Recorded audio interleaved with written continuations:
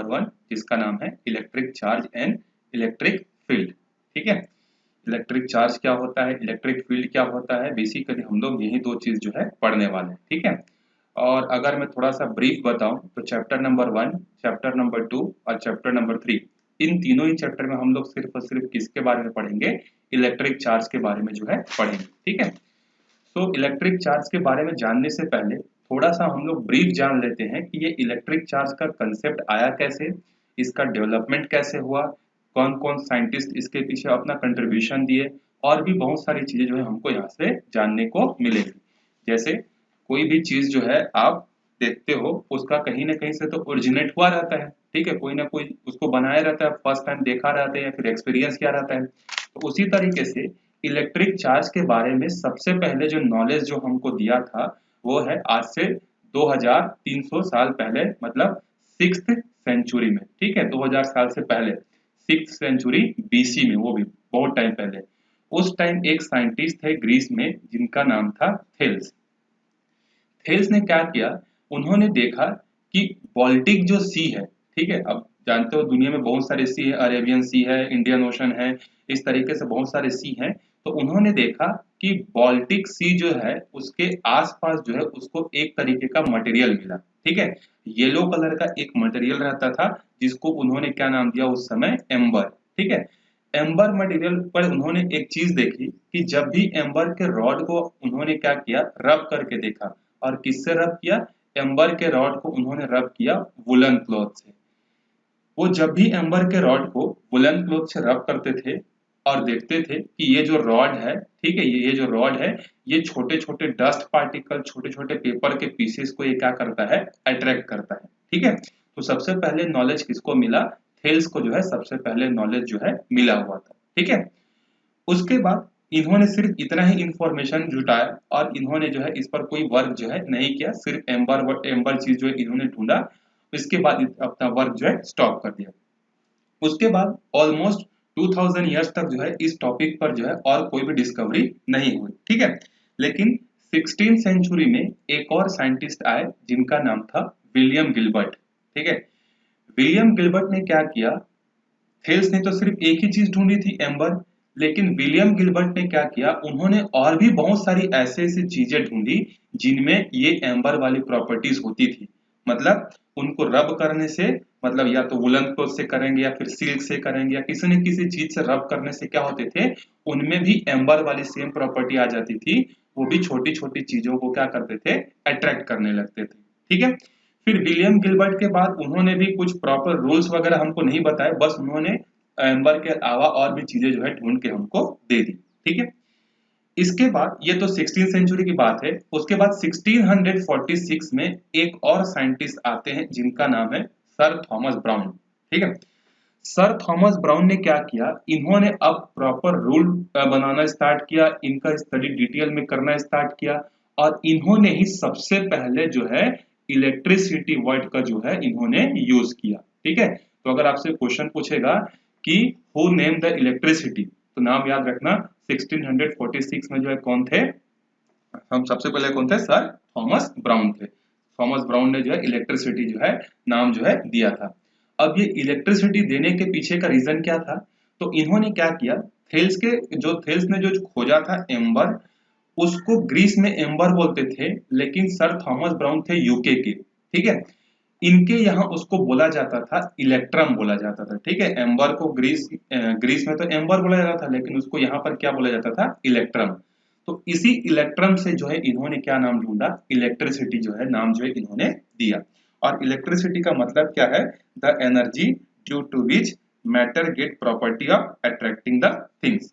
Electricity एक ऐसी property है, एक ऐसी एनर्जी है जो किसी मटेरियल को अगर मिलता है तो वो दूसरी चीजों को क्या कर सकता है, खींच सकता है। ठीक है, तो ये था ब्रीफ हिस्ट्री, ठीक है, किसके बारे में, इलेक्ट्रिसिटी के बारे में। ठीक है, अब आते हैं इलेक्ट्रिसिटी में ही हमको अब पढ़ना है दो ब्रांचेस। सबसे पहला है इलेक्ट्रोस्टैटिक, दूसरा है करंट इलेक्ट्रिसिटी। करंट इलेक्ट्रिसिटी का ही दूसरा नाम होता है इलेक्ट्रोडायनेमिक्स। ठीक है, तो स्टार्ट करते हैं। देखो इलेक्ट्रोस्टैटिक क्या होता है, the branch of physics which deals with the study of electric charge at rest is called electrostatic।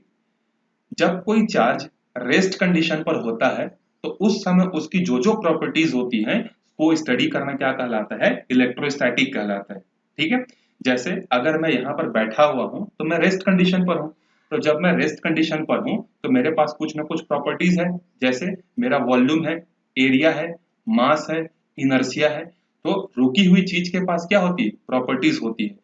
तो यहाँ पर अगर इलेक्ट्रिक चार्ज रुका हुआ है तो उस समय उसकी जो जो प्रॉपर्टीज है उसको स्टडी करना क्या कहलाता है, इलेक्ट्रोस्टैटिक्स कहलाता है।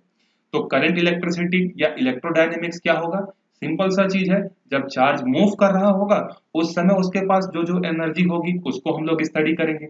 जैसे मूविंग ऑब्जेक्ट के पास सबसे फेमस एनर्जी एक होती है जिसको हम लोग बोलते हैं काइनेटिक एनर्जी बोलते हैं। ठीक है, थर्मल वेलोसिटी उनके पास होती है। तो जब चार्ज मूव कर रहा होगा उसका स्टडी करना क्या कहलाएगा, करंट इलेक्ट्रिसिटी जो है कहलाएगा। ठीक है, ये दोनों चीजें आपको समझ में आ गई। चलो अब आगे देखते हैं इलेक्ट्रिक चार्ज क्या होता है। ठीक है, देखो अच्छे से ध्यान से समझना इलेक्ट्रिक चार्ज क्या होता है। और वैसे भी आप क्लास 12th में आ गए हो तो आपको जो है हर चीजों का बेसिक कंसेप्ट आपका क्लियर होना चाहिए। ठीक है, अभी 2020 में जो रिसेंट एग्जाम हुआ था क्लास 12 का फिजिक्स का पेपर जो है ऐसे ऐसे क्वेश्चन थे जिसको अगर कंसेप्ट पता है तभी वो सॉल्व कर सकता था। ठीक है, तो आप 11 तक जैसे पढ़ते थे, लेकिन क्लास 12th में आने के बाद आपको थोड़ा सा अपने पॉइंट ऑफ व्यू, अपने सेंस ऑफ ह्यूमर, अपनी थिंकिंग कैपेबिलिटी को सोचना पड़ेगा। ठीक है, आलसीपन से दूर हटके अच्छे से पढ़ाई करना पड़ेगा। चलो देखते हैं इलेक्ट्रिक चार्ज क्या होता है। Electric charge it is a characteristic developed on a particle due to which it can apply force on the some another particle. Electric charge कोई चीज, कोई सामान नहीं होती है। इलेक्ट्रिक चार्ज क्या होता है, ये एक कैरेक्टरिस्टिक होता है। ठीक है, एक क्या होती है, प्रॉपर्टी होती है जो किस पर डेवलप्ड होता है, ये किसी पार्टिकल पर क्या होता है, डेवलप होता है। ठीक है, अब जब किसी पार्टिकल पर ये प्रॉपर्टी डेवलप हो जाएगी तो वो क्या कर सकता है, दूसरी चीजों पर क्या कर सकता है, फोर्स अप्लाई कर सकता है। जैसे अगर मेरे पास अगर एनर्जी है तो मैं चाहूं तो बुक को पिकअप भी कर सकता हूं, किसी चीज को मैं दबा भी सकता हूं, किसी चीज को अपने साइड खींच सकता हूं, किसी चीज को दूर कर सकता हूं। तो क्या होना चाहिए, मेन एनर्जी होना चाहिए, एक प्रॉपर्टी, एक कैरेक्टरिस्टिक होना चाहिए। तो इसके पास भी वही फोर्स आ गया। अब इसके पास फोर्स आ गया तो जो इसको अच्छा लगेगा उसको खींच लेगा, जो इसको खराब लगेगा उसको दूर कर देगा। ठीक है, तो ये होता है इलेक्ट्रिक चार्ज। समझ में आ गया, एक प्रॉपर्टी है जो किसी पार्टिकल पर डेवलप होती है। अच्छा, एक और चीज याद रखना कि जैसे चार्ज है तो चार्ज जो होता है वो बिना मास के नहीं हो सकता। ठीक है, मतलब जब मास होगा या पार्टिकल होगा तभी चार्ज होगा, अदरवाइज इंडिपेंडेंटली जो है इलेक्ट्रिक चार्ज का कोई एग्जिस्टेंस नहीं है।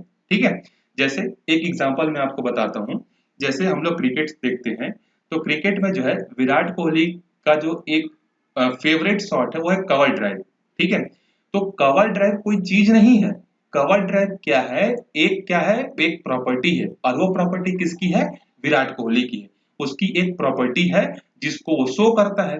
अब जब तक विराट कोहली आएगा नहीं तो कवर ड्राइव वो हमको फेवरेट वाला देखने को नहीं मिलेगा। उसी तरीके से जो एम एस धोनी है उसका हेलीकॉप्टर शॉट फेमस है, तो हेलीकॉप्टर शॉट कोई चीज है क्या, नहीं, वो उसकी क्या है, एक खूबी है, उसकी एक प्रॉपर्टी है। जब धोनी आएगा, जब वो मारेगा तब हमको वो प्रॉपर्टी हमको दिखेगी। तो एक चीज पक्का याद रखना, नो मास नो पार्टिकल। जब तक मास नहीं होगा तब तक पार्टिकल भी नहीं होगा, और जब पार्टिकल नहीं होगा तब तक एनर्जी नहीं होगी, एनर्जी नहीं होगी मतलब चार्ज नहीं होगा। ठीक है, तो विदाउट मास एनर्जी जो है एग्जिस्ट, या पार्टिकल जो है या इलेक्ट्रिक चार्ज जो है एग्जिस्ट कर सकता है। सो नो मास नो चार्ज, ये याद रखना। ठीक है, उसके बाद आपने क्लास 11th में क्वांटिटीज के बारे में पढ़ी होगी। तो क्वांटिटीज दो टाइप की होती हैं, आपको पता होगा एज यूजुअल। एक होता है स्केलर क्वांटिटी, एक होता है वेक्टर क्वांटिटी। ठीक है, तो ये जो इलेक्ट्रिक चार्ज है कौन सी टाइप की क्वांटिटी शो करता है, ये एक स्केलर क्वांटिटी है। ठीक है, जिसका सिर्फ मैग्नीट्यूड होता है, it does not have any direction. इसका यूनिट होता है कूलम्स। ठीक है, हमने एक फेमस साइंटिस्ट थे कूलम्स, उसके बेसिस पर अभी हम लोग बहुत सारे रूल्स भी पढ़ेंगे। ठीक है, तो उन्हीं के ऑनर में हमने उनको सम्मान देने के लिए इसके यूनिट का नाम हमने क्या रख दिया, कूलम रख दिया। इसका सिंबल है कैपिटल सी, इसका डायमेंशनल फॉर्मूला है n0L0TA।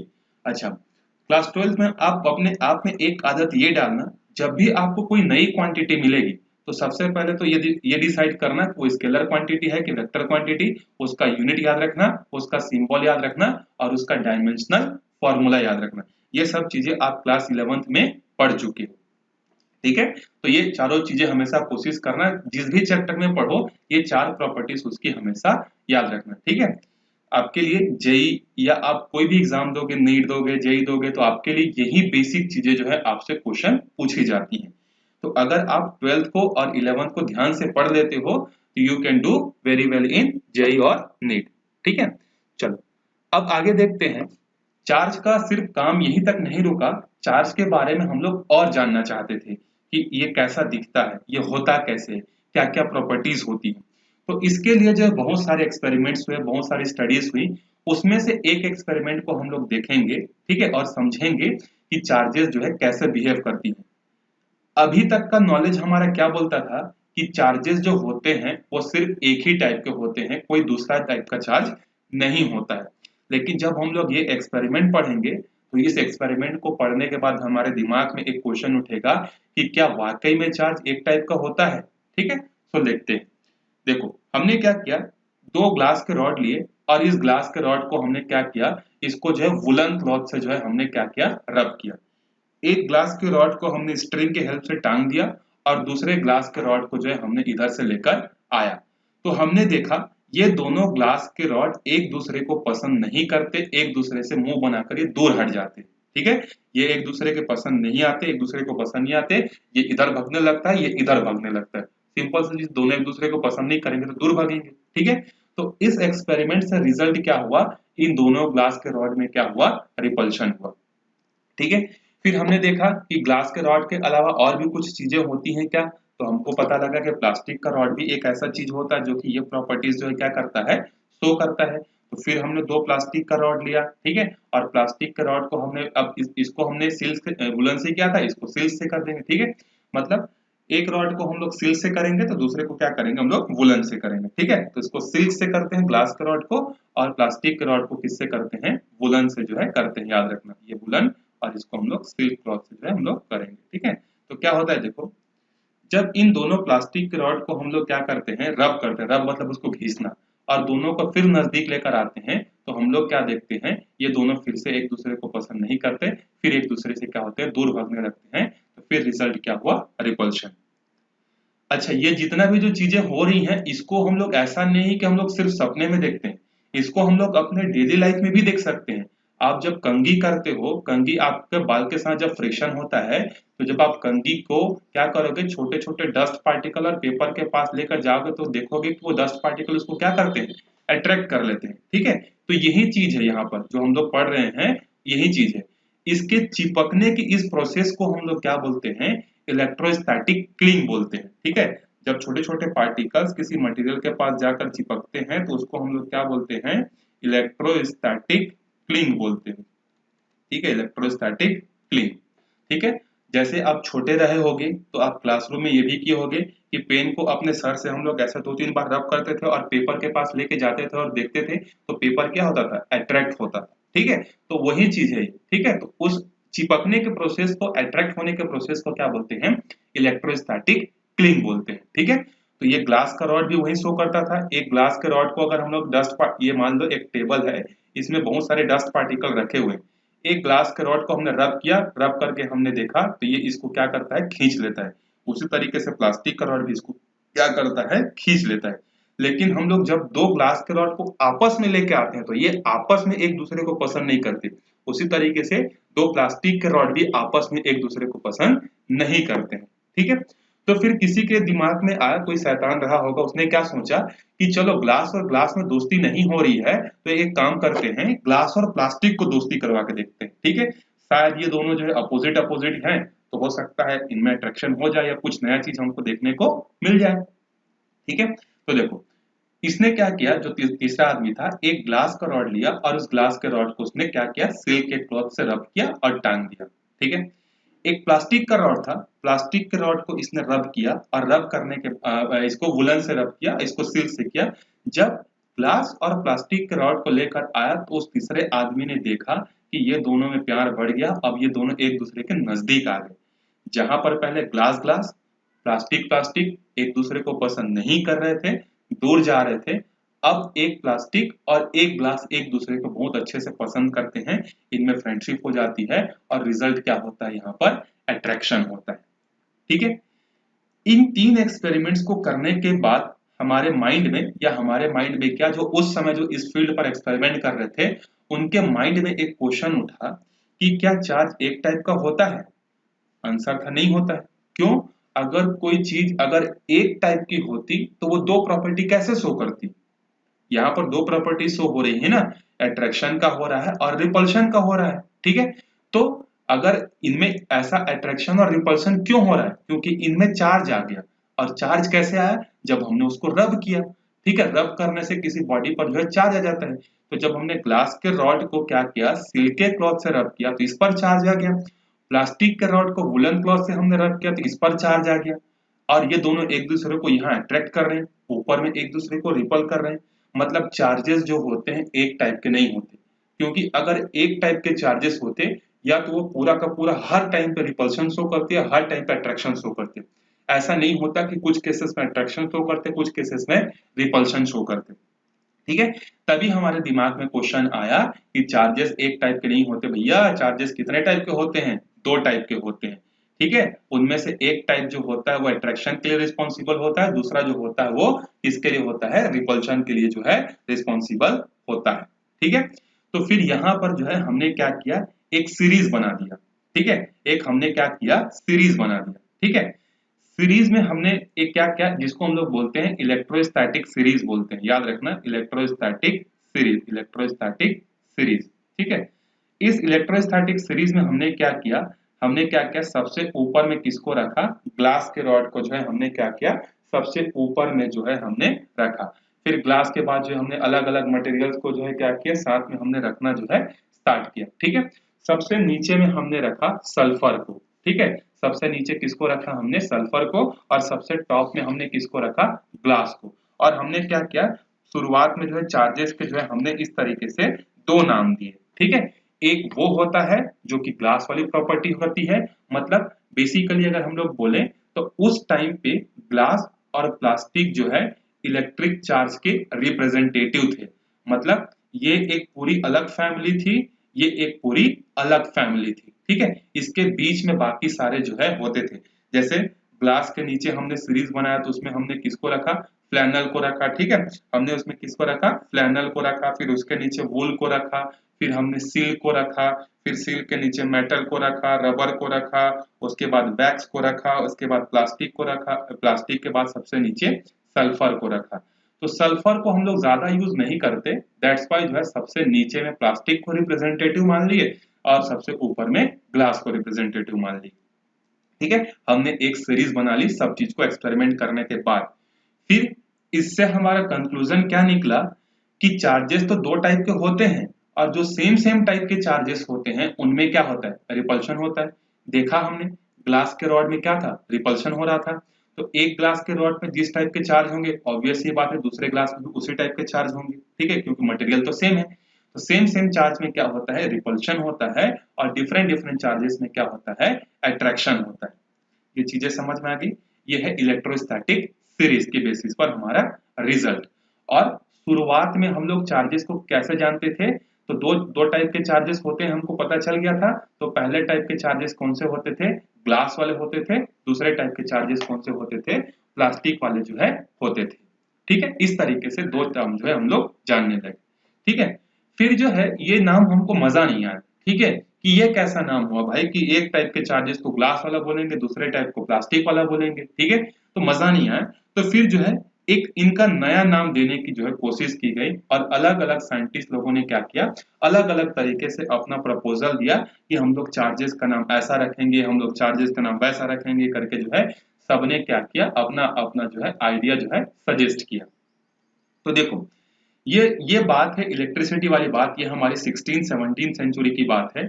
और 16 और 17 सेंचुरी में उस समय बहुत बड़े बड़े फेमस साइंटिस्ट थे, जैसे न्यूटन हो गया, गैलीलियो हो गया। तो उस समय क्या था, एक ट्रेंड चलता था। क्या ट्रेंड, किसी भी जो कोई भी अगर नया चीज हमको मिलता था तो नया चीज का जो नोमेनक्लेचर है हम लोग दो तरीके से करते थे। देखो ठीक है, ध्यान से समझना, किसी भी चीज का उस समय जो नोमेनक्लेचर होता था वो दो चीजों के बेसिस पर होता था। या तो होता था जिस साइंटिस्ट ने उसको ढूंढा है उसके नाम के ऑनर में हम लोग रख देते थे। फॉर एग्जाम्पल, जैसे फोर्स के बारे में जो है न्यूटन ने बहुत सारा वर्क किया था। First law of motion, second law of motion, third law of motion, ये दुनिया भर की चीजें बताई थी। तो हमने फोर्स का यूनिट न्यूटन के ऑनर में क्या रख दिया, न्यूटन ही रख दिया। जैसे वर्क के बेसिस पर जो है बहुत सारा काम जो है किसने किया था, वर्क हो गया, या फिर क्या बोलते हैं पावर हो गया। वर्क के रिलेटेड बहुत सारा काम जूल ने किया था, तो वर्क का यूनिट हमने जूल रख दिया। फोर्स का यूनिट हमने न्यूटन रख दिया। उसी तरीके से पावर पर जो बहुत सारा काम किसने किया था, वॉट ने किया था, तो उसके हमने उसका यूनिट क्या रख दिया, वॉट। ठीक है। तो एक ट्रेंड तो नई चीजों का नाम रखने का ये था कि भैया साइंटिस्ट के नाम पर ही उसका नोमेनक्लेचर कर दो, जो भी करना है साइंटिस्ट के नाम पे करो। ठीक है।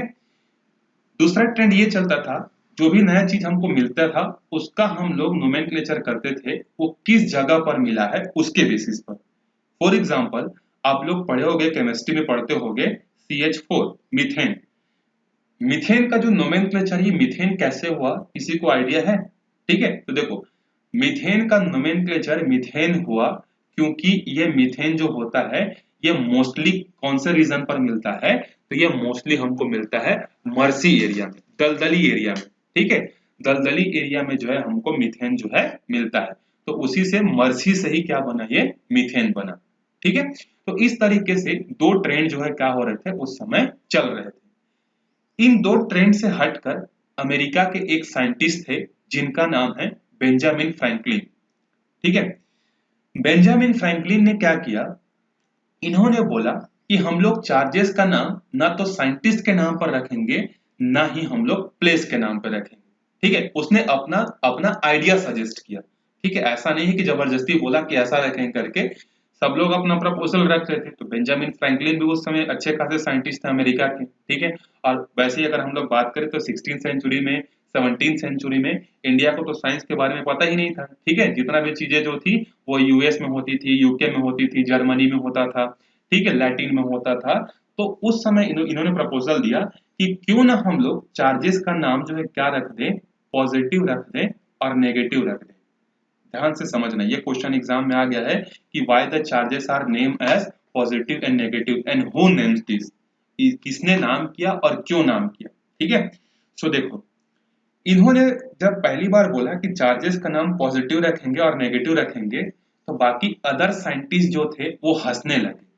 क्यों हंसने लगे? क्योंकि प्लस और माइनस तो मैथ्स में होता है भाई। ठीक है।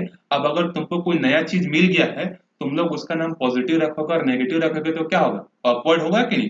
तो एक साइंटिस्ट ने बोला कि अगर तुम्हारे घर में दो बच्चे पैदा हो जाएंगे तो तुम उसका एक नाम पॉजिटिव और दूसरा नाम नेगेटिव रखोगे क्या? ठीक है। तो इस तरीके से बेंजामिन फ्रैंकलिन का जो है क्रिटिसिज्म करना स्टार्ट किया, मजाक बनाना स्टार्ट किया। ठीक है। लेकिन बेंजामिन फ्रैंकलिन जो है, इन्होंने क्या किया, इन सबके बातों को सुना और बोला कि अगर मैं पॉजिटिव और नेगेटिव चार्जेस का नाम अगर देना चाहता हूं तो इसके पीछे कुछ रीजन है। ठीक है। आप पहले रीजन सुन लो, उसके बाद अगर आपको अच्छा नहीं लगेगा तो आपको जो नाम देना है आप दे देना, बोला। ठीक है। उन्होंने बोला कि हमने लैब में ये तीन चीजें हमने एक्सपेरिमेंट की है, एक glass glass rod, plastic plastic और ग्लास प्लास्टिक। ये तीनों एक्सपेरिमेंट हमने किया है और तीनों एक्सपेरिमेंट का रिजल्ट भी हमको मिला हुआ है। अब मैं इस रिजल्ट का आपसे एक कंक्लूजन पूछना चाहता हूं कि मान लो एक ग्लास का रॉड को रब कर रहे हैं हम लोग, वो 5 छोटे छोटे पार्टिकल्स को खींच रहा है, ग्लास का रॉड। एक प्लास्टिक का रॉड को जब हम लोग रब करते हैं, वो करता है 6 छोटे छोटे पार्टिकल्स को अट्रैक्ट करता है। ठीक है। एक सिंगल ग्लास 5 पार्टिकल्स को अट्रैक्ट करता है, एक सिंगल प्लास्टिक का रॉड 6 पार्टिकल्स को अट्रैक्ट करता है। तो जब हम लोग दोनों को कंबाइन कर देंगे, ग्लास के रॉड को और प्लास्टिक के रॉड को थ्रेड से बांध देंगे इस तरीके से, और दोनों को लेकर जाएंगे कागज के छोटे छोटे पार्टिकल्स के पास, तो हमारा रूल क्या बोलता है कि 5 को ये खींचेगा, 6 को ये खींचेगा, तो टोटल कितना खींचना चाहिए, 11 पार्टिकल्स जो यहाँ से खींच के इसके पास चिपकने चाहिए। लेकिन जब हम लोग देखते हैं कि ग्लास और प्लास्टिक के रॉड को जब हम लोग लेके जाते हैं इन दोनों को एक साथ लेकर, तो 11 क्या, ये दोनों एक भी पार्टिकल्स को खींच भी नहीं पाते, खींचने की दूर बात है, खींचना तो दूर की बात है, ये पार्टिकल्स को हिला भी नहीं पाते।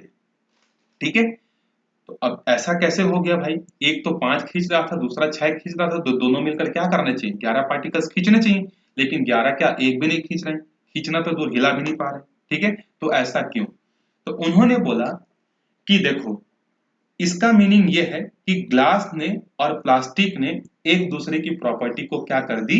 कैंसल कर दी। मतलब ग्लास ने प्लास्टिक को काट दिया और प्लास्टिक ने जो है ग्लास को काट दिया। जैसे सुने हो ना, जहर को जहर ही काटता है करके। ठीक है, तो उसी तरीके से ग्लास ने प्लास्टिक की प्रॉपर्टी को खत्म कर दिया और प्लास्टिक ने जो है ग्लास की प्रॉपर्टी को खत्म कर दिया। ये एक्सप्लेनेशन है, ध्यान से समझते जाना। ठीक है, अब बेंजामिन फ्रैंकलिन ने बोला कि साइंस में ऐसा चीज पॉसिबल नहीं है कि जब आप दो चीज को ऐड करो तो वो चीज क्या हो जाए? वैनिश हो जाए। यहाँ पर वैनिश हो रही कि नहीं? ग्लास और प्लास्टिक को जब हम लोग मिक्स कर रहे हैं तो उनकी प्रॉपर्टीज क्या हो जा रही? वैनिश हो जा रही है। लेकिन साइंस में तो ऐसा नहीं होता है। क्या आपने देखा है कभी भी ऐसा कि दो चीजों को कंबाइन करने से कोई तीसरी चीज ना बने, वैनिश हो जाए? फॉर एग्जाम्पल, अगर आप हाइड्रोजन और ऑक्सीजन को अगर ऐड करते हो, हाइड्रोजन और ऑक्सीजन को ऐड करते हो तो ये दोनों गायब नहीं होते, बल्कि क्या बनाते हैं? वाटर का एक मॉलिक्यूल बनाते हैं। ठीक है, उसी तरीके से कार्बन और ऑक्सीजन को जब आप ऐड करोगे तो खत्म नहीं होते, क्या बनाते हैं? कार्बन डाइऑक्साइड बनाते हैं। तो साइंस में तो ये कैंसल होना पॉसिबल नहीं है, लेकिन मैथ्स में पॉसिबल है। तो लोगों ने पूछा कि भाई कैसे मैथ्स में पॉसिबल है? तो उन्होंने बोला, मैं आपको एक एडिशन करने देता हूं, आप वो एडिशन मेरे को करके दिखाओगे। ठीक है, उसने बोला कि आप +10 और -10 को ऐड करो, कितना आएगा? ये तो बच्चे बच्चे को पता है, जो क्लास 5th में उसको पता है कि +10 और -10 को जब हम लोग ऐड करेंगे तो रिजल्ट कितना आएगा? 0 आएगा। 0 आएगा मतलब इन दोनों की प्रॉपर्टी या इन दोनों का रिजल्टेंट खत्म हो गया, वैनिश हो गया। तो इन्होंने बोला, इसी का रेफरेंस लेकर बोला, इसीलिए मैं चार्जेस का नाम क्या रखना चाहता हूं? पॉजिटिव और नेगेटिव। ठीक है, पॉजिटिव और नेगेटिव, जिस तरीके से +10 और -10 ने एक दूसरे को कैंसिल कर दिया, उसी तरीके से ग्लास का रॉड और प्लास्टिक के रॉड ने भी क्या किया? एक दूसरे को जो है प्रॉपर्टीज को कैंसिल कर दिया। तब से चार्जेस का नाम क्या पड़ा? पॉजिटिव और नेगेटिव पड़ा। ठीक है, ध्यान से समझना। देखो, मैं आपको बड़े ही थोड़ा सा लंबा टाइम लूंगा, लेकिन आपको मैं ऐसा पढ़ाऊंगा कि फिजिक्स से आपको प्यार हो जाए, आप फिजिक्स से दूर ना भागो।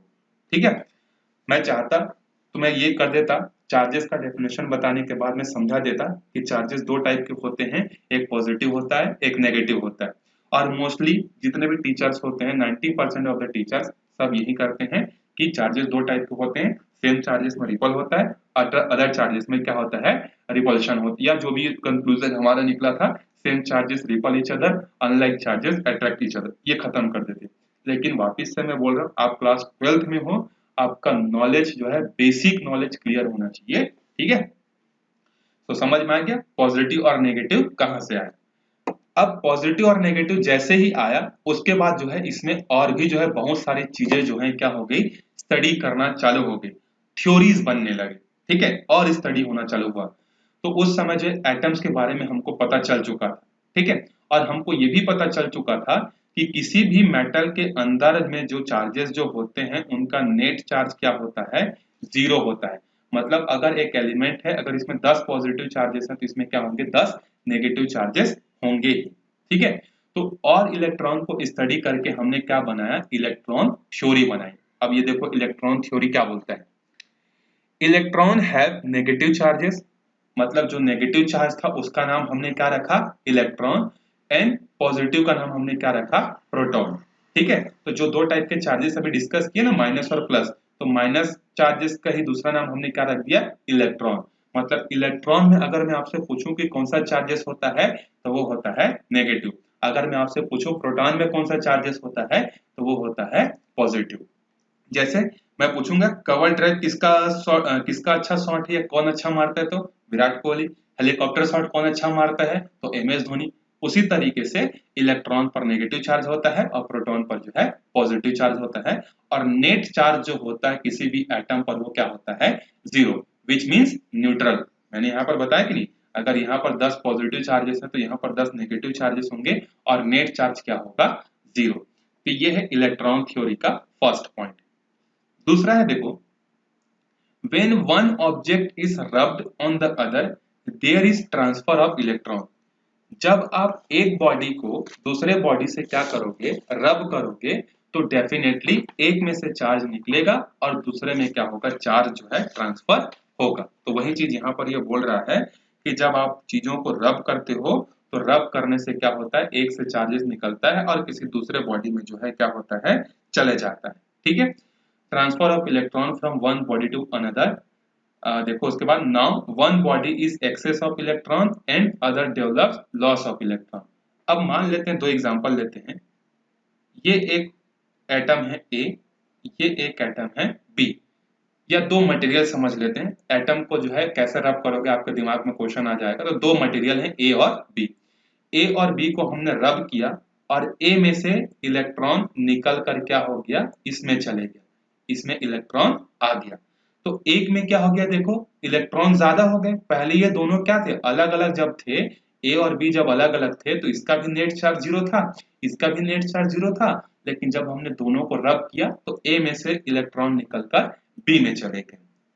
समझ में आ गया, मतलब इसमें इलेक्ट्रॉन कम हो गए, इसमें इलेक्ट्रॉन ज्यादा हो गए। तो एक में क्या लिखा है वहीं पर देखो, एक में होता है एक्सेस ऑफ इलेक्ट्रॉन और दूसरे में क्या होता है, लॉस ऑफ इलेक्ट्रॉन। ठीक है, समझ में आ गया। चलो थर्ड देखते हैं, द पार्टिकल और body having excess of electron is negatively charge body. जिस मटेरियल पर या जिस बॉडी पर एक्स्ट्रा इलेक्ट्रॉन होंगे उस बॉडी को हम लोग बोलेंगे नेगेटिवली चार्ज्ड बॉडी। और जिसमें एक्सेस ऑफ पॉजिटिव चार्ज होंगे, क्योंकि एक इलेक्ट्रॉन तो चले गया, ठीक है, तो इसमें ज्यादा क्या हो गया, पॉजिटिव हो गया, तो इसको हम लोग बोलेंगे पॉजिटिवली चार्ज्ड बॉडी। क्लियर हो गया ये चीज, ठीक है। चलो अब आगे देखते हैं हम लोग, फ्री चार्ज इन मटेरियल। किसी मटेरियल के अंदर में जो है फ्री चार्जेस जो है कैसे होते हैं, ठीक है, या फ्री चार्ज हम लोग इसको बोलते हैं। ठीक है, तो मैं यहाँ पर समझा देता हूँ आपको, एक मिनट इसको मैं रब कर देता हूँ, ठीक है, फिर यहीं पर समझते हैं कि फ्री चार्जेस जो है किसको बोलते हैं।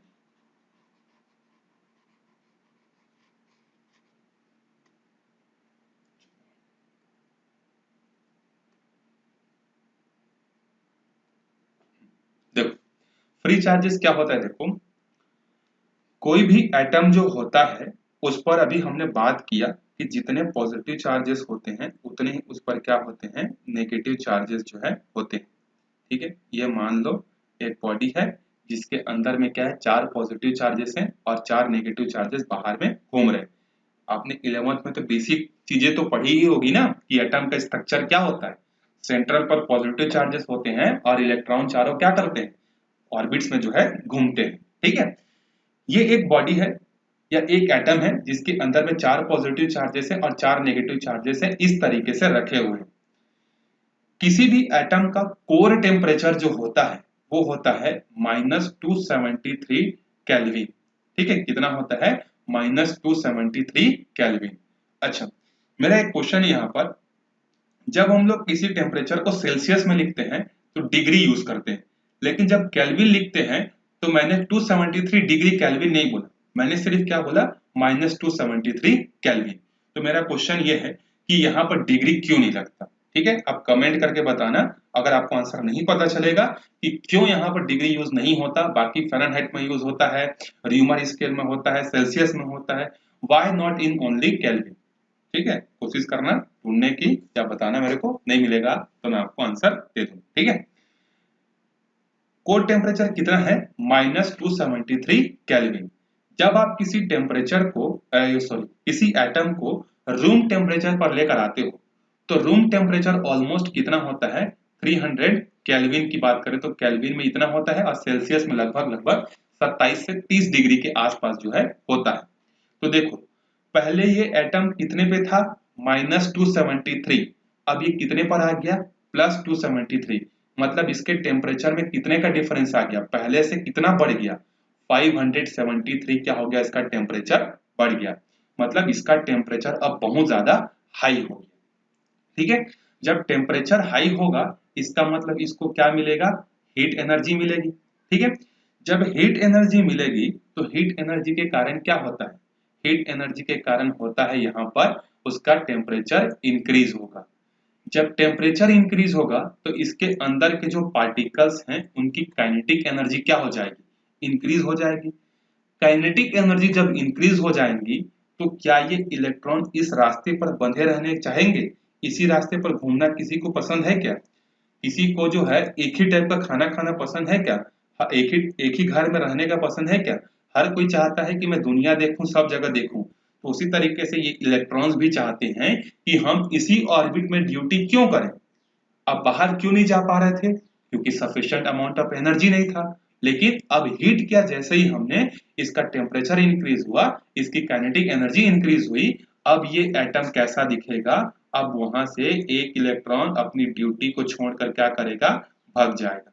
1 2 और 3 बचेंगे और यहाँ का इलेक्ट्रॉन क्या हो गया, यहाँ भाग के बाहर आ गया। समझ में? तो ये जो इलेक्ट्रॉन है जिसने अपनी ड्यूटी को छोड़कर बाहर आया और यहाँ पर नाच रहा है कि मैं अपनी ड्यूटी से फ्री हो गया।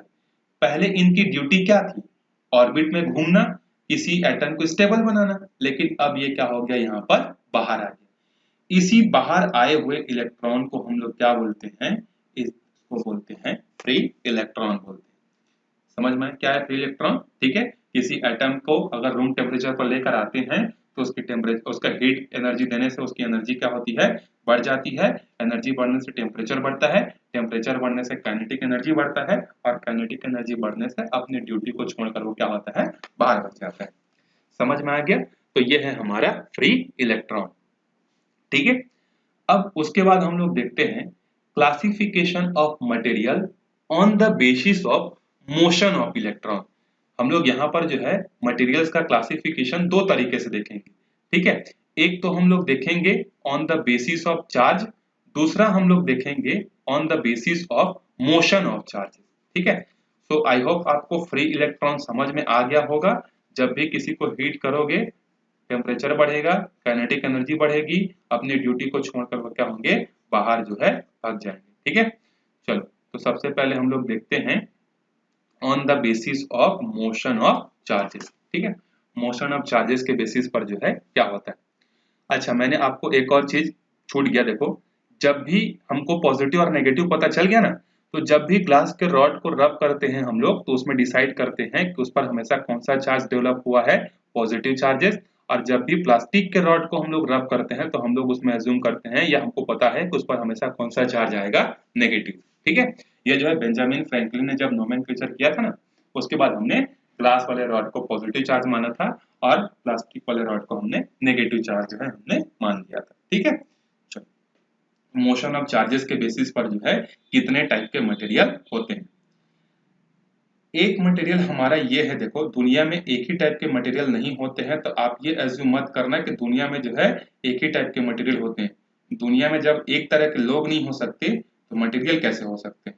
ठीक है, तो ये मान लो एक मटेरियल है। ठीक है, अब यहाँ पर बहुत सारे एटम होते हैं, ऐसा नहीं कि 3 ही एटम है, मैं जस्ट समझाने के लिए बता रहा हूँ। ठीक है, इस एटम के अंदर में जो है 3 पॉजिटिव चार्जेस हैं और यहाँ पर बाहर में क्या है, 3 नेगेटिव हैं।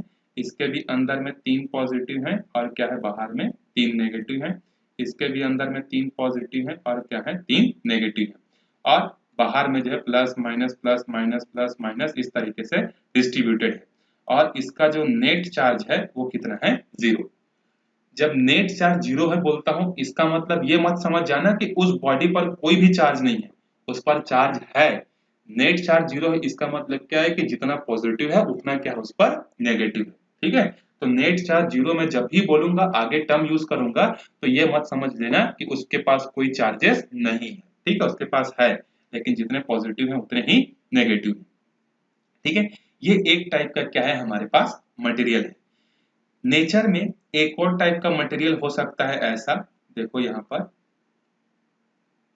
देखो नोट्स में जो है ये सब चीजें जो है मैंने नहीं डाली है, क्योंकि अगर मैं नोट्स, अगर हर चीज को इतना इतना छोटे छोटे चीज को अगर मैं नोट्स में लिखूंगा, तो नोट्स बनाते बनाते आप लोगों को ऐसा लगेगा कि महाभारत का मैं पुराण बना लिया, बहुत बड़ा हो जाता है। ठीक है, तो जो जो इंपॉर्टेंट टर्मिनोलॉजीज है उसको मैंने लिखा है, बाकी आप सुनते जाओ और जहां पर आपको जरूरत लगे ओन वर्ड्स में लिखते जाओ। ठीक है, तो ये दूसरे टाइप का मटेरियल है जिसके अंदर में जो है क्या है, इसके भी अंदर में जो है 3 एटम्स हैं और 3 पॉजिटिव चार्जेस अंदर है, 3 नेगेटिव चार्जेस बाहर हैं। लेकिन इसके बाहर में जो है कोई भी एक्स्ट्रा चार्जेस नहीं है, जैसे यहाँ पर प्लस माइनस एक्स्ट्रा थे ना, वैसा नहीं। ये ए टाइप का है, ये बी टाइप का है, ठीक है। हमने क्या किया, दोनों के साइड में जो है एक एक साइड हमने पॉजिटिव चार्जेस लगाया, दूसरे साइड हमने नेगेटिव चार्जेस लगाए, ठीक है। मतलब यहाँ पर जो है हमने एक पॉजिटिव चार्जेस का बहुत बड़ा जो है हमने क्या किया, लेयर लगा दिया। ये सब चार्जेस कैसे हैं, ये सब चार्जेस हैं पॉजिटिव, ठीक है। दूसरे साइड हमने क्या अरेंजमेंट किया, इस साइड जो है हमने नेगेटिव अरेंज किया, ठीक है। अब आपसे मेरा एक क्वेश्चन है कि इसको यहाँ पर आप पॉजिटिव लाओगे कैसे और यहाँ पर नेगेटिव कैसे लाओगे, ठीक है। सो अगर ध्यान से समझ रहे होगे इंटरेस्ट लेकर, तो आप डेफिनेटली बता सकते हो कि सर ग्लास के रॉड को लेंगे, सिल्क से रब करेंगे, यहाँ टांग देंगे, प्लास्टिक का रॉड लेंगे, वुलन से रब करेंगे, यहाँ टांग देंगे, ये पॉजिटिव बन जाएगा और ये नेगेटिव बन जाएगा, ठीक है। पॉजिटिव चार्जेस जो होते हैं उनको नेगेटिव चार्जेस से बहुत प्यार होता है, वो पॉजिटिव चार्जेस को हमेशा खींचना चाहते हैं, ठीक है। पॉजिटिव चार्ज को खींच कर क्या होना चाहते हैं, न्यूट्रल होना चाहते हैं। तो यहाँ पर बहुत सारे पॉजिटिव चार्जेस हैं, ये सारे पॉजिटिव चार्जेस इस ए मेटल के अंदर में जो नेगेटिव चार्ज दिख रहे हैं उनको खींचना चालू करते हैं। तो देखो ये नेगेटिव चार्जेस को इन्होंने पूरे प्लस ने मिलकर क्या किया, इसको खींच लिया, ठीक है। ध्यान से समझना, पहले इस पर नेट चार्ज क्या था, 0, लेकिन एक नेगेटिव चार्ज को इन्होंने इधर खींच लिया, तो अब इनका बैलेंस बिगड़ गया। अब ये पूरा बॉडी क्या बन गया, पॉजिटिव। अब ये पॉजिटिव बॉडी किसको खींचने की कोशिश करेगा, नेगेटिव को, तो बाजू में तो नेगेटिव है, तो इस नेगेटिव को ये वापस से खींच लेगा, फिर से न्यूट्रल हो गया। फिर ये पॉजिटिव क्या करेंगे, फिर से किसी इलेक्ट्रॉन को खींचेंगे, फिर ये बॉडी क्या हो जाएगी, नेगेटिव चार्ज चला गया, फिर ये बॉडी पॉजिटिव हो जाएगी, फिर पॉजिटिव बॉडी क्या करेंगे, इलेक्ट्रॉन को फिर खींच लेंगे, ठीक है। तो इस तरीके से कंटिन्यूअसली जो है क्या होता है, चलते रहता है, ठीक है। फिर से समझते हैं, ये पॉजिटिव चार्जेस क्या कर रहे हैं, इसके नेगेटिव चार्जेस को खींच रहे हैं। मान लो इस पॉजिटिव चार्जेस ने इस ए मेटल के इस इलेक्ट्रॉन को खींच लिया, अब ये क्या हो गया, नेगेटिव कम हो गया, पॉजिटिव ज्यादा हो गया, तो ये अपने बाजू वाले को खींच लेगा, ये अपने बाजू वाले को खींच लेगा, ये कहां से लाएगा, ये यहां से खींच लेगा। तो देखो यहाँ पर चार्जेस क्या हो रहे हैं, अल्टीमेटली यहाँ से जो है यहाँ पहुंच रहे हैं कि नहीं, भले ही उनके पहुंचने के लिए ये सब मीडियम्स हैं, लेकिन चार्जेस यहाँ से यहाँ फ्लो कर रहे हैं कि नहीं, ठीक है। तो ऐसा मटेरियल जिसमें चार्जेस क्या हो सकते हैं, फ्लो हो सकते हैं, मोशन हो सकता है, ऐसे मटेरियल को हम लोग क्या बोलते हैं, मेटल बोलते हैं, ठीक है। क्या बोलते हैं, मेटल बोलते हैं। दूसरा देखते हैं, दूसरा टाइप का भी हमारे पास है। सेम हमने क्या किया, प्लास्टिक ग्लास का रॉड इधर लगाया हमने, इधर प्लास्टिक का रॉड हमने लगाया। अब हमने देखा कि ये सारे पॉजिटिव के पॉजिटिव चार्जेस जो हैं इसके इलेक्ट्रॉन को भरपूर मेहनत करने के बावजूद भी यहाँ से नहीं खींच पा रहे हैं, ना ही हिला पा रहे। क्यों, इसका रीजन है, देखो ये पॉजिटिव चार्जेस मिलकर इस इलेक्ट्रॉन पर जितना फोर्स लगा रहे हैं उससे कहीं ज्यादा फोर्स इस एटम का जो न्यूक्लियस में जो इलेक्ट्रॉन चार्जेस हैं वो इसको खींच रहे हैं। मतलब इस पर दो फोर्सेस लग रहा है, एक तो इधर वाले इसको इधर बुला रहे हैं और ये सेंटर वाला इसको छोड़ नहीं रहा है। तो जो फोर्स ज्यादा ताकतवर होगा ये उसी की साइड चिपका रहेगा। तो इस टाइप के मटेरियल में क्या होता है, ये अंदर वाले जो चार्जेस हैं इनका फोर्स ज्यादा हो जाता है और ये चाह कर भी इस इलेक्ट्रॉन को नहीं खींच पाते, ठीक है। तो ऐसे मटेरियल क्या कहलाते हैं, ऐसे मेटल कहलाते हैं, मटेरियल कहलाते हैं नॉन मेटल जो है ये कहलाते हैं। समझ में आ गया। तो मेटल क्या होगा, जिसमें चार्जेस एक जगह से दूसरे जगह फ्लो कर जाएंगे। नॉन मेटल्स क्या होंगे, जिसमें चार्जेस एक जगह से दूसरे जगह पर जो है नहीं जा पाएंगे, ठीक है। तो ये हो गया on the basis of motion, ठीक है। नेक्स्ट देखते हैं हम लोग क्लासिफिकेशन। यहाँ देखो, classification of material on the basis of charge. Charge के बेसिस पर जो है कितने टाइप के जो है चार्जेस होते हैं, मटेरियल होते हैं। अभी हमने मटेरियल का क्लासिफिकेशन किसके बेसिस पर किया, मोशन के बेसिस पर, ठीक है। अब देखते हैं चार्जेस के बेसिस पर। देखो सबसे पहला क्लासिफिकेशन है कंडक्टर। ये तो आपको पता ही होगा कि कंडक्टर्स क्या होते हैं, conductors are those material which allow charges to flow within it. ये ऐसे मटेरियल या ऐसे सब्सटेंस होते हैं जो अपने अंदर क्या करते हैं, चार्जेस को फ्लो कराने के लिए अलाउड करते हैं, रोकते नहीं। आप जा सकते हो इसमें से, आप मतलब चार्जेस जो इसमें से होके जा सकते हैं। तो ऐसे मटेरियल्स क्या कहलाते हैं? कंडक्टर कहलाते हैं। जैसे मेटल्स, अभी मैंने मेटल का डिस्कशन किया, मेटल्स जो होते हैं वो प्योर कंडक्टर होते हैं। इलेक्ट्रोलाइट्स, इलेक्ट्रोलाइट्स आपने सीखा होगा, केमिस्ट्री में पढ़ते होगे, ZnSO4, H2SO4, HCl, NaCl, ये जितने भी होते हैं ये सब क्या होते हैं? कंडक्टर्स होते हैं। इनमें जो है चार्जेस फ्लो हो सकते हैं। नेक्स्ट है टैप वाटर। टैप वाटर मतलब जो गंदा पानी होता है। तो गंदा पानी जो होता है उसमें क्या होते हैं? सॉल्ट्स होते हैं, चाहे वो सोडियम के सॉल्ट हो, मैग्नीशियम के सॉल्ट हो, कैल्शियम के सॉल्ट हो। तो ये सॉल्ट्स के होने के कारण टैप वाटर में भी क्या होता है? इलेक्ट्रिसिटी फ्लो हो सकता है। लेकिन फ्रेश वाटर में इलेक्ट्रिसिटी फ्लो नहीं होती। इसका रीजन क्या है? जो फ्रेश वाटर जो होता है या प्योर वाटर जो होता है उसमें सॉल्ट्स नहीं होते, सॉल्ट्स नहीं होते, दैट्स वाई जो फ्रेश वाटर जो है वो इंसुलेटर जैसा काम करता है। ह्यूमन बॉडी, हमारे बॉडी में भी क्या है? ब्लड है, और ब्लड में क्या मिलता है? आयरन मिलता है, टाटा नमक, ठीक है, देश का नमक, ठीक है। तो ह्यूमन बॉडी में भी क्या होता है? ब्लड्स होते हैं जिसमें आयरन्स होते हैं, और वो भी आयंस को क्या कर सकते हैं? एक जगह से दूसरे जगह फ्लो करा सकते हैं, ठीक है। इसीलिए ह्यूमन बॉडी भी क्या एक अच्छा कंडक्टर है। आप देखे होंगे कि जब आप गलती से या जानबूझकर स्विचेस को कभी टच कर देते हो ऐसे करके, तो आपको शॉक लगता है, ठीक है। तो वो कैसे लगा? आपका बॉडी कंडक्टर है, चार्ज यहाँ से एंटर किया और आपके बॉडी से होते कहाँ पहुंच गया? ग्राउंड में पहुंच गया। मतलब you are also a good conductor, ठीक है। चलो, लेकिन ऐसा करना नहीं ना, अब टेस्ट मत करना कि जाके छू के देखता हूँ करके, ठीक है, सर बोले करके, ठीक है। बस ये याद रखना कि ह्यूमन बॉडी जो है क्या है? एक अच्छा कंडक्टर है। चलो सेकंड देखते हैं, इंसुलेटर क्या होता है। कंडक्टर का दुश्मन होता है इंसुलेटर, उल्टा, ठीक है। Insulator are those material which do not allow the charges to move, ठीक है।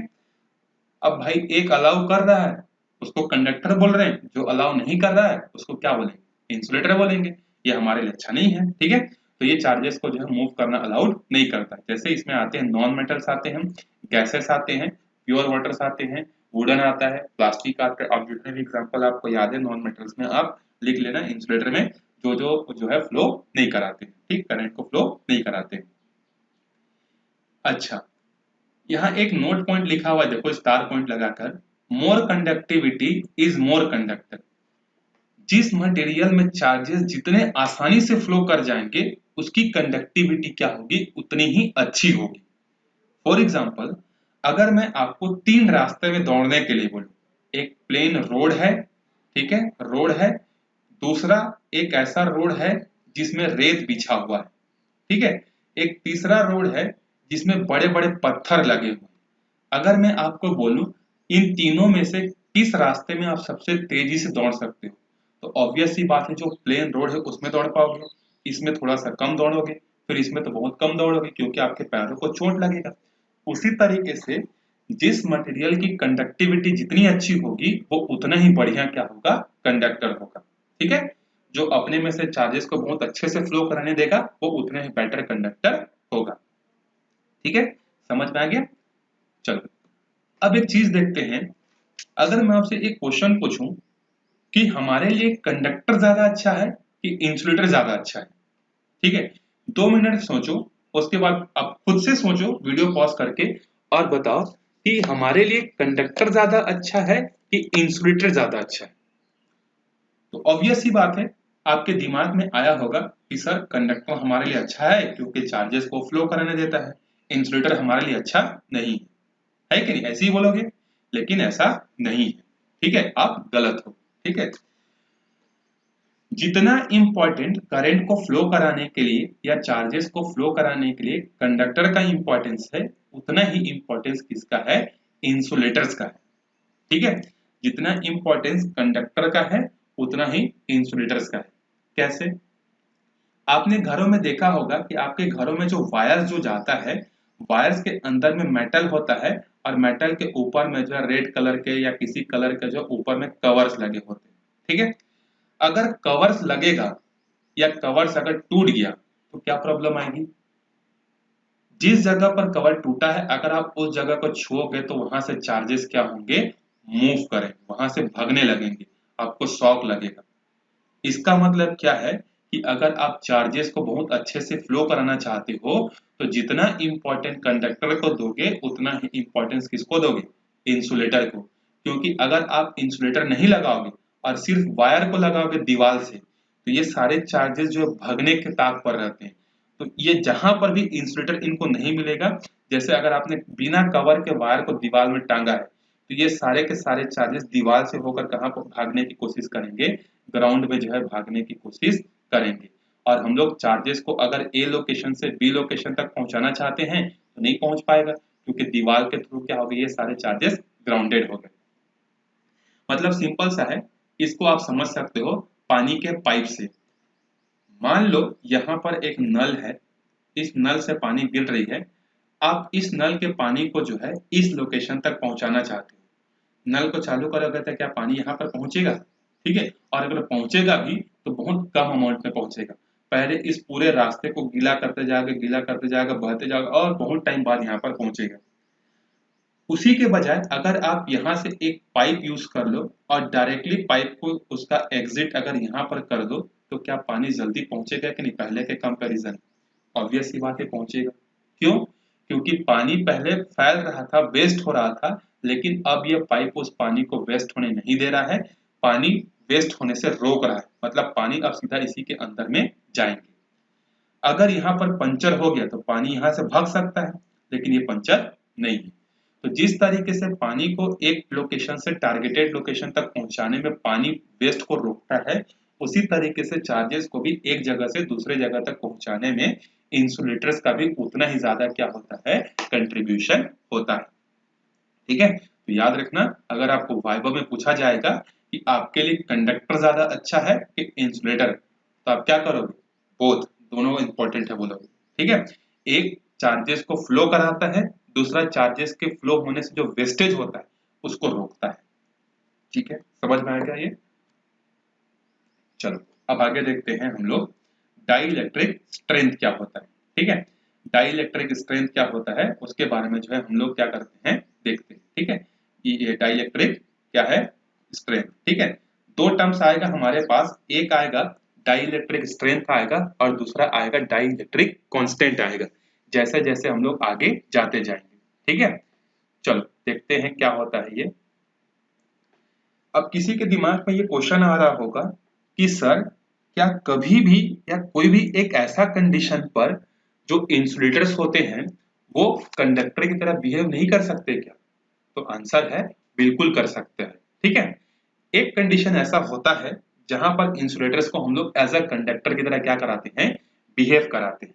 ठीक है, लेकिन अगर इंसुलेटर्स को, अगर आप जैसे यहाँ पर ये एग्जांपल जो हम लोग बात किए थे, इसी पे वापस आते हैं। ठीक है, ये इसमें से ये इलेक्ट्रॉन इधर नहीं जा पा रहा था। क्यों नहीं जा पा रहा था? क्योंकि इसका फोर्स इसके कंपैरिजन में ज्यादा था। अब अगर मान लो यहाँ पर पहले 100 चार्जेस थे, अब उसके जगह 1,00,000 चार्जेस कर दो, तब तो ताकत ज्यादा हो जाएगी ना। 100 नहीं खींच पा रहे थे, लेकिन 100 के बजाय अगर 1,00,000 कर देंगे तो ये क्या हो जाए, खींच लेगा उसको। ठीक है, मतलब अगर आपको इंसुलेटर को, अगर आपको कंडक्टर बनाना है तो आपको क्या करना पड़ेगा, बहुत ज्यादा फोर्स जो है आपको देना पड़ेगा। ठीक है, तो जब कोई इंसुलेटर कंडक्टर में कन्वर्ट हो जाता है और जितना ताकत देने से कन्वर्ट होता है उसी को बोलते हैं डाई इलेक्ट्रिक स्ट्रेंथ बोलते हैं। तो देखो डेफिनेशन क्या है, dielectric strength of an insulator is the maximum electric field. अभी इलेक्ट्रिक फील्ड क्या होता है आगे पढ़ेंगे। It can withstand before its breakdown और become a conductor. Dielectric strength वो मैक्सिमम स्ट्रेंथ होता है जहां तक इंसुलेटर जो है वो एज अ इंसुलेटर बना रहता है। ठीक है, लेकिन उस स्ट्रेंथ से अगर थोड़ा सा ज्यादा आपने दिया तो वो फट से इंसुलेटर से क्या बन जाएगा, कंडक्टर बन जाएगा। तो जिस स्ट्रेंथ पर वो इंसुलेटर से कंडक्टर बन रहा है वही क्या कहलाता है, डाई इलेक्ट्रिक स्ट्रेंथ कहलाता है। मैं आपको एक एग्जांपल से समझाना चाहूंगा। मान लो दो लोग हैं, ठीक है, एक है ए और दूसरा है बी। ए और बी दोनों को जो है पुलिस ने क्या किया, पकड़ लिया। ए और बी को जो है दोनों को पकड़ लिया, किस केस में, चोरी के केस में। ठीक है, अब पुलिस दोनों को क्या कर रही है, पूछ रही है भाई कि तुमने कहां से चोरी की और कितना चोरी की और चोरी का पैसा कहां छुपाया है। ये दोनों बताने के मूड में नहीं है, बोल रहे हैं कि हम आपको नहीं बताएंगे, हमने चोरी की ही नहीं। अब जब प्यार से नहीं मानेंगे तो कहावत तो है ही कि लातों के बोल बातों से नहीं मानते हैं। तो फिर पुलिस ने भी क्या किया, इनको पीटना स्टार्ट किया, जो डंडा मारना चालू किया, ठीक है। इसको मारते गए मारते गए मारते गए, जब इसको 80 डंडे पड़ गए तो इसकी सहने की कैपेबिलिटी खत्म हो गई। ये बोला सर बस करो, इतना मारो, मैं थक चुका हूं, मैं आपको सब चीज सही सही बता देता हूँ, ठीक है। तो ये 80 डंडे के बाद जैसे ही 81 नंबर का डंडा मारने के लिए डंडे को उठाया पुलिस वाले ने, ये बोला रुक जाओ, मैं अब बताऊंगा सब चीज। अभी तक पहले क्या था, 80 डंडा से पहले तक क्या था, मैं शरीफ हूं बोल रहा था। अब इस 80 डंडा के बाद ये क्या हो जाएगा, चोर अपना एक्सेप्टेंस कर लिया। ये जो है ये बड़ा निठल्ला था, ये बोला कि मैं 80 डंडे से नहीं मानूंगा भाई, मार लो जितना मारना है, ठीक है। इसको कितना डंडा पड़ा, 100 डंडा पड़ा। 100 डंडा जैसे ही पड़ा, ये भी बोला भाई कि मैं भी इंसान हूं, कब तक मार खाऊंगा, ठीक है, मार खाने से ज्यादा अच्छा है कि सच बता देता हूं, कम से कम मार तो नहीं खाऊंगा, ठीक है। इसने 100 डंडा खाने के बाद चोरी एक्सेप्ट की, इसने 80 डंडा खाने के बाद चोरी एक्सेप्ट की। तो इसकी सहने की कैपेबिलिटी कितनी थी, 80 डंडा। इसकी सहने की कैपेबिलिटी कितनी थी, 100 डंडा। इसी को अगर हम लोग इलेक्ट्रिसिटी के टर्म्स में बोले तो ए के लिए डाई इलेक्ट्रिक स्ट्रेंथ कितना है, 80 है। बी के लिए डाई इलेक्ट्रिक स्ट्रेंथ कितना है, 100 है। ये वो नंबर है जिस नंबर पर ये दोनों शरीफ बने हुए थे। इससे जैसे ही एक्स्ट्रा मारने के लिए उठाया, थोड़ा सा हमने किया, ये दोनों क्या हो गए, चोर ही जो है अपना एक्सेप्ट कर लिया। उसी तरीके से डाई इलेक्ट्रिक स्ट्रेंथ वो मैक्सिमम इलेक्ट्रिक फील्ड स्ट्रेंथ होता है जिससे कोई इंसुलेटर इंसुलेटर नहीं रह जाता, वो क्या बन जाता है, कंडक्टर बन जाता है, ठीक है। जैसे अगर आप एयर से जो है अगर करंट फ्लो कराना चाहते हो तो आपको कितना इलेक्ट्रिक फील्ड अप्लाई करना पड़ेगा, 3 × 10⁻⁶ न्यूटन पर कूलम। अभी पढ़ेंगे इलेक्ट्रिक फील्ड के बारे में, ठीक है। तो यह डाई इलेक्ट्रिक स्ट्रेंथ, ठीक है। चलो एक और नोट पॉइंट है, more is dielectric strength more will be the insulating property. Simple सा चीज है, जिसका डाई इलेक्ट्रिक कांस्टेंट जितना डाई इलेक्ट्रिक स्ट्रेंथ जितना ज्यादा होगा उसकी इंसुलेटिंग प्रॉपर्टी भी क्या होगी, उतनी ही ज्यादा होगी। जैसे इसके लिए 100 है तो इसकी सहने की पावर भी ज्यादा है, इसके लिए 80 है तो इसकी सहने की पावर कम है, ठीक है। चलो अब अगला क्लासिफिकेशन है सेमीकंडक्टर। सेमीकंडक्टर ऐसे मटेरियल्स होते हैं जिनमें दोनों प्रॉपर्टी होती है, ठीक है। ये इंसुलेटर के जैसा भी काम करते हैं और ये कंडक्टर के जैसा भी काम करते हैं, लेकिन अलग अलग कंडीशंस पर। ये क्या होंगे, लो टेम्परेचर पर ये क्या करेंगे, इंसुलेटर जैसा काम करेंगे, लेकिन जैसे ही इनको हीट दिया जाएगा इनका टेम्परेचर बढ़ेगा, ये इंसुलेटर से क्या बन जाएंगे, ये बन जाएंगे कंडक्टर, ठीक है। इंसुलेटर से क्या बन जाएंगे, कंडक्टर। कब बनेंगे, टेम्परेचर में चेंज करने से।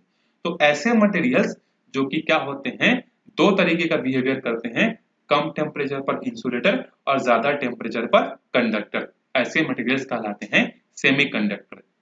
अब इंसुलेटर से कंडक्टर क्यों बना, तो याद करो फ्री चार्जेस वाला, हीट देने से टेम्परेचर बढ़ेगा, टेम्परेचर बढ़ने से काइनेटिक एनर्जी बढ़ेगी, काइनेटिक एनर्जी के बढ़ने से इलेक्ट्रॉन बाहर चले जाएगा, और जैसे ही इलेक्ट्रॉन मूव किया कंडक्टर बन गया, ठीक है। फॉर एग्जांपल सिलिकॉन और जर्मेनियम। सिलिकॉन और जर्मेनियम दो ऐसे चीजें हैं, इसके अलावा और भी होता है, आर्सेनिक होता है, गैलियम होता है, लेकिन ये दो अभी एग्जांपल के लिए सिलिकॉन और जर्मेनियम ऐसे मटेरियल्स होते हैं जो कि सेमीकंडक्टर जैसा क्या करते हैं, बिहेव करते हैं। और एक पूरा का पूरा चैप्टर ही है हमारा फिजिक्स का लास्ट चैप्टर है शायद, जहां पर हम लोग पूरा सेमीकंडक्टर के बारे में पढ़ेंगे। वहां पर पूरा सिलिकॉन सिलिकॉन, जर्मेनियम जर्मेनियम ही करेंगे हम लोग, ठीक है। तो ये पूरा का पूरा एक चैप्टर ही है हमारे पास। फिर एक और टाइप का हमारे पास क्या होता है, मटेरियल होता है जिसको बोलते हैं सुपर कंडक्टर। सुपर कंडक्टर नाम से ही समझ में आ रहा है, one of the best conductor, ideal condition, ठीक है। So at very low temperature their resistance to changes is zero. ये ऐसे मटेरियल होते हैं जिनको लो टेम्परेचर पर अगर हम लोग रखेंगे तो इनका रेजिस्टेंस क्या होता है, जीरो हो जाता है। रेजिस्टेंस का मतलब होता है अपोजिशन, मतलब ये चार्जेस को बिल्कुल भी नहीं रोकते हैं। कंडक्टर तो थोड़ा बहुत रोकते भी हैं, थोड़ा बहुत रोकते हैं, ज्यादा नहीं, लेकिन कंडक्टर से भी ज्यादा अच्छे से जो फ्लो होने देते हैं वो कौन होते हैं, सुपर कंडक्टर होते हैं। इनको कोई फर्क नहीं पड़ता तुमको चार्ज ले जाना है चार्ज ले जाओ, तुमको पानी फ्लो कराना है पानी फ्लो करा दो, इनको कोई फर्क जो है नहीं पड़ता, ये अपोजिट नहीं होते, अपोजिशन नहीं करते। तो जिस ये बेस्ट कंडीशन होते हैं जिसमें चार्जेस क्या हो सकते हैं, फ्लो हो सकते हैं।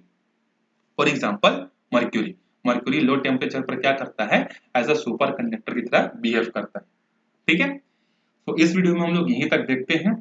आई होप आपको थोड़ा बहुत इंटरेस्ट आया होगा फिजिक्स में। ठीक है, फिजिक्स एक ऐसा सब्जेक्ट है जिसमें स्टोरीज बहुत अच्छी अच्छी बनती है। ठीक है, मस्त एक से एक स्टोरी बनाकर जो हम लोग क्या कर सकते हैं, चीजों को समझ सकते हैं। तो बने रहो मेरे साथ। अगर कोई प्रॉब्लम होगा तो कमेंट बॉक्स में कमेंट करके बता सकते हो। नीचे मेरा कॉन्टेक्ट नंबर भी है, टेलीग्राम पे, व्हाट्सएप पे या फिर ईमेल आईडी पे कांटेक्ट कर सकते हो, मेरे से पूछ सकते हो कुछ क्वेश्चंस अगर आपसे नहीं बन रहे हैं या कोई चीज अगर आपको समझ में नहीं आए। ठीक है, तब तक कीप प्रैक्टिसिंग। ठीक है, आगे मिलते हैं नेक्स्ट वीडियो में, तब तक के लिए बाय।